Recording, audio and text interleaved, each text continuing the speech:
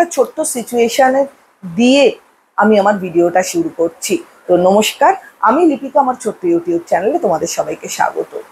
একটা বাচ্চা ভূমিষ্ঠ হবার পর তাকে আপনি যেভাবে শেখাবেন সে কিন্তু সেভাবেই আচরণ করবে। তার মানে সে হয়তো জিনগত কিছু ক্যারেক্টারিস্টিক্স নিয়ে জন্মায় ফোর ফাদার থেকে বা বাবা মায়ের থেকে, কিন্তু তার অ্যাকচুয়াল পার্সোনালিটি গঠনটা কোথায় হয়? যখন সে বড় হয় বা এনভায়রনমেন্টের প্রভাব থেকে সে তার পার্সোনালিটি কিন্তু গ্রো করে। যেমন ধরুন, একটি ছোট হাতিকে পায়ে তার একটা দড়ি বেঁধে রেখে দেওয়া হলো, সে কন্টিনিউয়াস কিন্তু দড়িটা খোলার চেষ্টা করবে।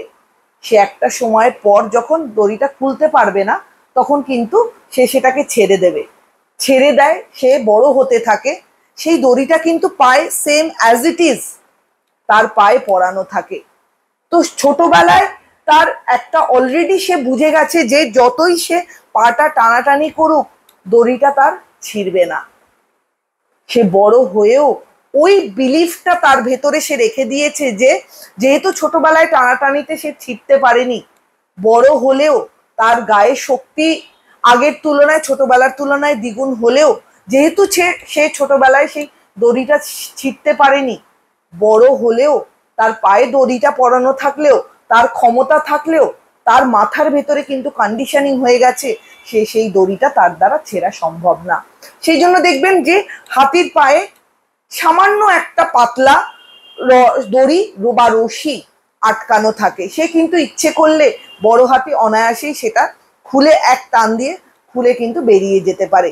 যেহেতু ছোটবেলায় তার ওই জিনিসটা ছাড়ানোর জন্য সে অনেক ট্রাই করে এবং পারে না, সেহেতু তার থট প্রসেসে ওটা বসে যায় যে আমি এটা যতই টানাটানি করি এটা আমার পায়ের থেকে খুলতে আমি পারবো না। তো বড় হয়েও তার কিন্তু সেই থটটা তার মাথার ভেতরে থাকে, যার কারণে ওই একই দড়ি, একই ব্রেথের দড়ি বা একই স্ট্রেংথের দড়ি তার পায়ে পরানো থাকলেও সে কিন্তু সেটা খুলে বা ছিঁড়ে বেরোতে পারে না। সেরকমই একটি বাচ্চার ছোটবেলায় তার যে পার্সোনালিটি যখন গ্রো করছে তখন যে থট বা যে বিলিফ সিস্টেমগুলো বা যে কালচারে তাকে বড় করবেন সেটাই কিন্তু সে যখন বড় হবে সেটাই সে বয়ে নিয়ে বেড়াবে, সেটাই কিন্তু তার লাইফের হেরিটেজ হয়ে কিন্তু তার সাথে চলবে।